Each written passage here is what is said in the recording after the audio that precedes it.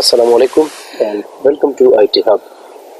په دغه لیکچر کې به موږ د راوټر د اکسسینګ باره کې ډسکشن کوو چې راوټر څنګه اکسس کیږي او په کوم موډ باندې دا اکسس کیږي.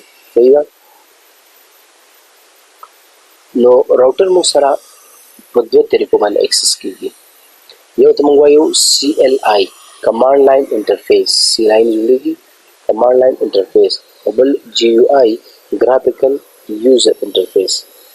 که د راوټر د اکسسینګ موږ په دې ځای سکیپ کوو او موږ راشو وینډو ته، ولې چې وینډو هم موږ سره په دوه موډونو باندې اکسس کیږي، یو CLI ده بل GUI ده.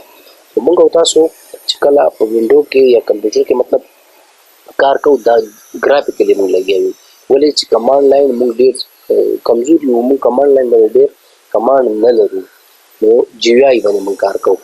خو راوټر چې کوم دی دا اکثره خلک په CLI موډ باندې کار کوي.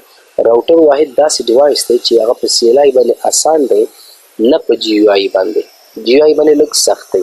خو مخکې دغه CLI او GUI ډسکس کوو چې CLI او GUI باندې څنګه اکسس کیږي. نو موږ سره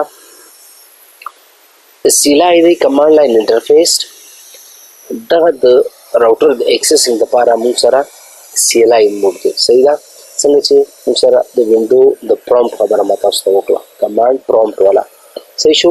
خو چې کله موږ راوټر CLI موډ باندې اکسس کوو، دې لپاره موږ سره څه سافټویرز پکار دي، څه ایپس پکار دي چې هغې کې موږ سره پوټي دی، سوپر پوټي هم راتلی شي، او هایپر ټرمینل دا هم سافټویر دی چې په دې تر باندې موږ CLI موډ باندې راوټر اکسس کولی شو. یا ټیراټرم دی، مینی کیم دی، سیکیور CRT دا وغیره وغیره ډېر ایپس دي چې په هغې باندې موږ راوټر اکسس کولی شو. GUI موډ ته راځو، ګرافیکل یوزر انټرفیس. څنګه چې تاسو ته ما د وینډو مثال درکړ، هماغه مثال هم دی، خو دلته داسې ایپس دي چې په هغې باندې موږ راوټر GUI موډ باندې اکسس کولی شو. کوم دي؟ یو SDM دی، سیکیورټي ډیوایس منیجر، او یا CCP سیسکو کنفیګریشن پروتوکول.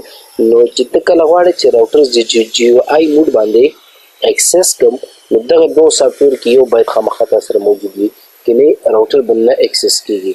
نو دا یو جنرل د راوټر د اکسسینګ باره کې ویډیو وه او ما تاسو سره شیر کړه.